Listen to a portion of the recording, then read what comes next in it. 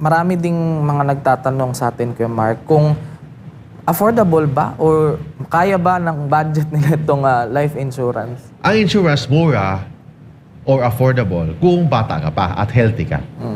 Habang tumanda ka, magmahal ang insurance. Kasi sigurista din itong insurance company, hindi ka insured kung may sakit ka na.